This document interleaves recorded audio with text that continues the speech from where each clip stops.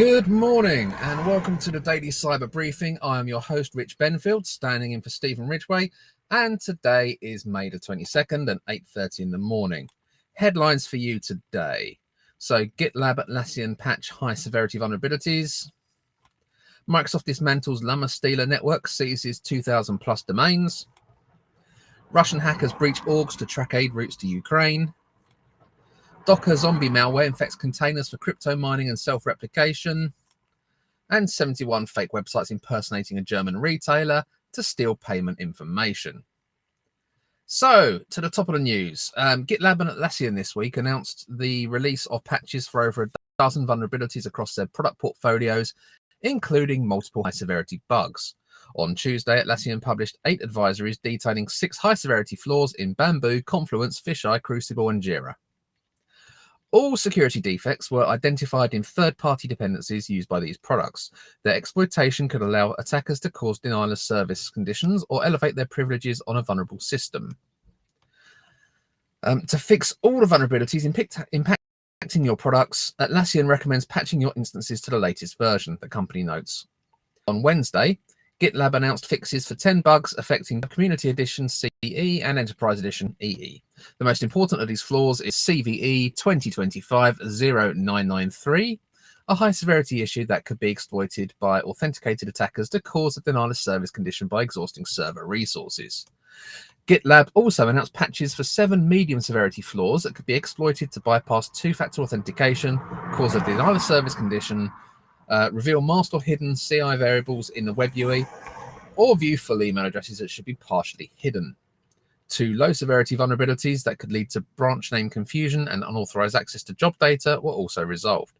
Patches for all these security defects were included in GitLab CE and EE versions 17.10.7, 17.11.3, and 18.0.1. Users are advised to update their installations as soon as possible. Neither Atlassian nor GitLab mention any of these vulnerabilities being exploited in attacks. Next, Microsoft dismantles Lumma Stealer Network and seizes 2,000 plus domains. Microsoft, in a global takedown with support from international law enforcement agencies, has disrupted a major malware distribution network responsible for widespread credential theft, financial fraud, and ransomware attacks.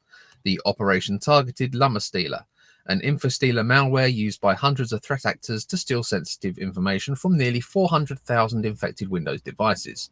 This coordinated effort involved Microsoft Digital Crimes Unit, the DCU, the US Department of Justice, Europol, and cybersecurity partners across the private sector. Today, they seized more than 2,300 domains and dismantled Lumma's infrastructure, severing the connection between attackers and their victims. Lumma Stealer has been marketed through underground forums since at least 2022 as a plug-and-play solution for cybercriminals looking to steal everything from passwords and credit card numbers to crypto wallets and banking credentials. Its ease of use and adaptability helped it gain traction among threat actors, including high-profile ransom groups like Octotempest. The tool is often spread through phishing campaigns, malvertising, and malware loaders. In one campaign earlier this year, attackers impersonated Booking.com to lure victims into downloading malware-laced files, a tactic that continues to fool even experienced users. Microsoft's threat intel team has tracked Lumma's activities closely, identifying widespread infection patterns from March through May 2025. Heat maps shared by the company illustrate the global footprint of this malware, with heavy concentrations of infected devices in North America, Europe, and parts of Asia.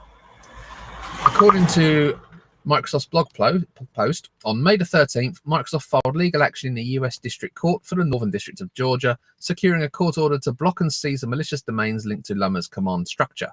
Simultaneously, the DOJ, that's the Department of Justice, took control of the central infrastructure, and law enforcement agencies in Europe and Japan shut down local servers supporting the operation. More than 1,300 domains have already been redirected to Microsoft-controlled servers known as sinkholes, which now gather intelligence to help protect users and support ongoing investigations. This move cuts off the malware's ability to transmit stolen data or receive instructions from attackers. Lumma wasn't just malware, it was a business. Sold under a tiered subscription, it offered services ranging from basic credential theft tools for $250 to full source code access for $20,000. Its creator, known online as Shamel, ran the operation like a startup, promoting Lumma with a distinctive bird logo and slogans that downplayed its malicious intent. In a 2023 interview with a security researcher, Shamel claimed to have 400 active customers. His public presence, despite his involvement in widespread fraud, reflects a broader issue: cybercriminals operating with impunity in jurisdictions that don't prioritize enforcement or international cooperation. The effort to dismantle Lumma drew support from a wide range of companies, including ESET, Cloudflare, Lumen, CleanDNS, BitSight, and GMO Registry. Each played a role in identifying infrastructure, sharing threat intelligence, or executing takedowns quickly and efficiently. This shows how powerful the combination of law enforcement and industry can be, said Thomas Richards, Infrastructure Security Practice Director at Black Duck, a Massachusetts-based cybersecurity firm. Dismantling this operation will protect hundreds of thousands of people, but just as important is the follow-up, making sure victims are alerted and supported.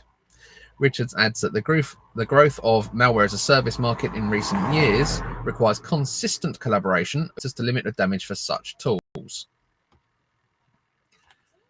Next, Russian hackers breach orgs to track aid routes to Ukraine. A Russian state-sponsored cyber espionage campaign attributed to APT28, that's Fancy Bear, has been targeting and compromising international organizations since 2022 to disrupt aid efforts to Ukraine. The hackers targeted entities in the defense, transportation, IT services, air traffic, and maritime sectors in 12 European countries and the United States. Additionally, the hackers have been tracking the movement of materials into Ukraine by compromising access to private cameras installed in key locations. For example, border crossings, military installations, and rail stations. A joint advisory from 21 intelligence and cybersecurity agencies in nearly a dozen countries shares the tactics, techniques, and procedures that APT28, which is actually the Russian GRU 85th GTSS military unit 26165, used in attacks. Mixing TTPs for stealthy intrusions. The report since 2022, the Russian APT28 threat actor has employed tactics like password spraying, spear phishing, and Microsoft Exchange vulnerability exploits to compromise organizations. After compromising the main target, the hackers attacked other entities in the transportation sector with business ties to the primary victim, exploiting trust relationships to attempt to gain additional access. Additionally, APT28 has also compromised internet-connected cameras at Ukrainian border crossings to monitor aid shipments.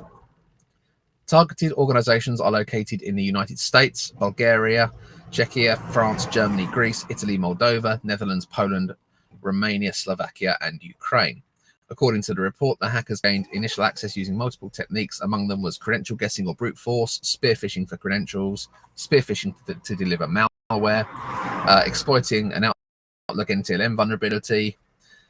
These are listed in this article. Links will be in the socials. They've also been leveraging abilities in the RoundCube open source webmail server, exploiting internet-facing infrastructure, corporate VPNs via public vulnerabilities and SQL injection, exploiting WinRAR vulnerabilities.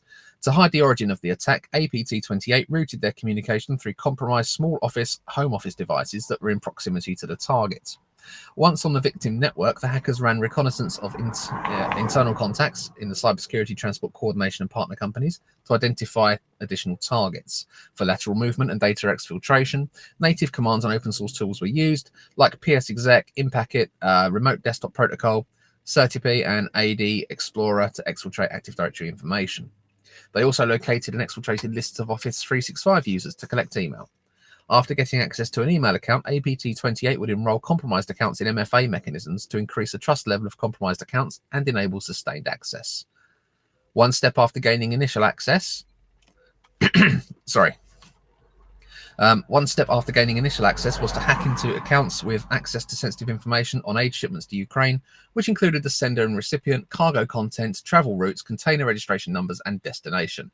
Among the malware used during the campaign, investigators observed the headlace and MacePie backdoors. The hackers used multiple methods to exfiltrate data, the choice of each one depending on the victim environment and including both living off the land, binaries, and malware. In some cases, they managed to maintain stealth by relying on infrastructure close to the victim, trusted and legitimate protocols, local infrastructure, and taking their time between exfiltration sessions.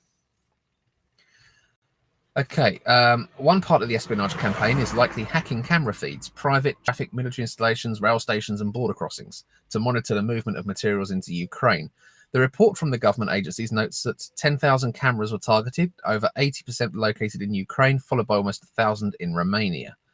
John Holtquist, the Google Threat Intelligence Group chief analyst, told Bleeping Computer that apart from the interest in identifying support to the battlefield, the threat actor's goal is also to disrupt that support through either physical or cyber means.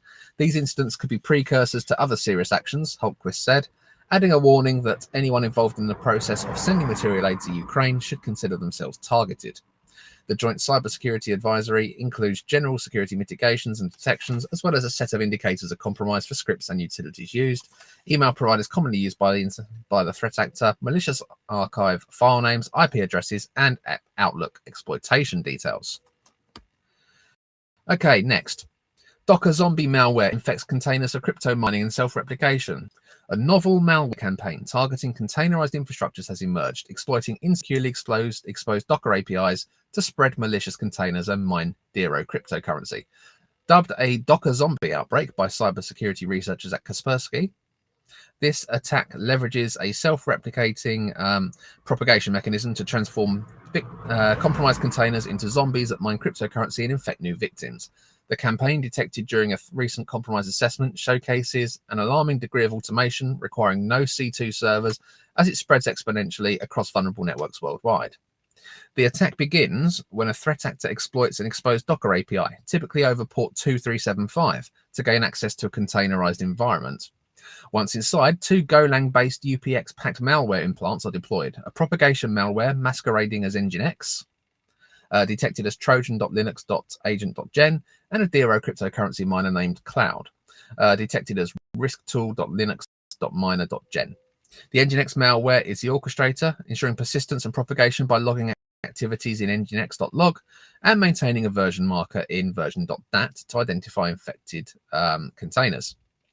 It relentlessly scans random IPv4/16 subnets using the mass scan tool to locate vulnerable Docker APIs, creates new malicious containers with named 12 random characters, and compromises existing Ubuntu 18.04 based containers on remote hosts. Each new container is equipped with dependencies like masscan and docker.io, and the malware implants are copied over to sustain the infection cycle.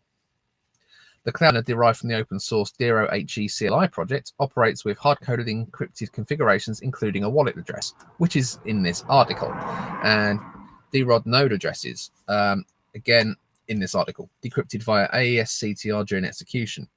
So if you've got network monitoring in place, you might be able to, via your SIEM, pick those up and detect them as and when they occur, if they occur.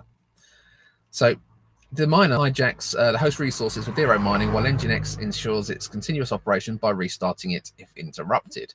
Unlike earlier campaigns targeting Kubernetes clusters with stealthy tactics, this attack prioritizes aggressive lateral movement, scanning and infecting new networks without hesitation. Showdown data from April 2025 reveals 520 exposed Docker APIs globally, underscoring the vast potential for destruction posed by this threat. The absence of a C2 server makes this campaign particularly insidious, as it operates autonomously, relying solely on the availability of insecure Docker APIs to propagate. According to emphasizes the importance of robust monitoring and proactive threat hunting to combat such attacks, recommending tools like container security to detect misconfigurations and monitor registry images. As containerized environments become increasingly prevalent, this Docker zombie malware serves as a stark reminder that runtime security is just as critical as building from trusted images. Organizations must prioritize securing their Docker APIs and implementing comprehensive protection strategies to prevent falling victim to this self-replicating digital plague. Thank you, GB Hackers. Again, links are in the socials. Next, 71 fake websites impersonating German retailer to steal payment information. So, Recorded Future's Payment Fraud Intelligence have uncovered a sprawling network of 71 fraudulent e-commerce domains designed to impersonate Lidl, essentially, including Lidlorg.com, identified as a central node in this scam operation. First detected in April 19th, 2025, these websites employ advanced brand impersonation tactics, such as typo squatting and the unauthorized use of brand logos, to deceive users into making purchases for goods that will never be delivered. Beyond mere deception, the primary goal of these sites is to harvest personal and financial data from victims, enabling downstream fraud and card compromise. As of the 8th of May 2025, 2025, this network has been linked to 12 shared merchant accounts, all of which are deemed highly likely to facilitate fraudulent transactions, posing significant financial and compliance risks to card issuers and merchant acquirers alike. The technical location of this scam network is evident in its operational structure. These domains, active since at least February 2025, are interconnected through overlapping use of merchant accounts. And there are several listed here, which you can see if you follow the links via the socials, which process payments while masking illicit activities through potential transaction laundering. Transaction laundering, a method where illegal transactions are disguised as legitimate purchases, is suggested by discrepancies in merchant URL data, such as Pethausen LLC being tied to an unrelated scam domain instead of its purported legitimate site. Many of the fraudulent sites also malicious online ad campaigns on platforms like Facebook and other socials, often under advertising names such as EU Store and L Clearance. These ads have frequently been flagged and removed for violating policy and unacceptable business practices, yet the scam persists, with new domains continuously emerging to replace those taken offline. The average age of these domains is 65 days, and their malicious nature is underscored by a domain tool's risk score of 88 out of 100. Adding to the complexity, recorded future notes uncertainty regarding the attribution of this network, whether it's a single threat actor or multiple actors collaborating via dark web services like cash out. Like cash out offering, fraud-based malvertising, and traffic boosting. Commonalities in merchant registration data could provide clues for card issuers and acquirers to trace the operators through scam domains themselves, though scam domains themselves are less reliable for attribution due to their ephemeral nature. Mitigation remains critical. Card issuers are advised to block transactions with identified merchant accounts, escalate fraud risk scores for affected customer accounts, and consider card issuance if fraud thresholds are exceeded. Merchant acquirers, meanwhile, should flag suspicious accounts for enhanced due diligence or termination using BIN and MCC data lookups via card network APIs. As this scam operation shows no signs of abating, with new domains and ad campaigns expected to proliferate, the urgency for robust fraud prevention measures cannot be overstated. So, like retail continues to have a hard time. So, not only have we got things like M&S, Harrods, and Co-op being ongoing incidents, and hopefully now at a point of almost recovery, we've also got recently Peter Green Chilled, who is supplied to Tesco, Sainsbury's, and Aldi's, being attacked, and now we've got fake Lidl sites and fake ads. It almost feels like a war on retail. Anyway, on that unfortunately slightly less than cheerful note, have a good day. Thank you for listening, and catch up tomorrow at 8:30 for tomorrow's daily cyber briefing. Thanks a lot.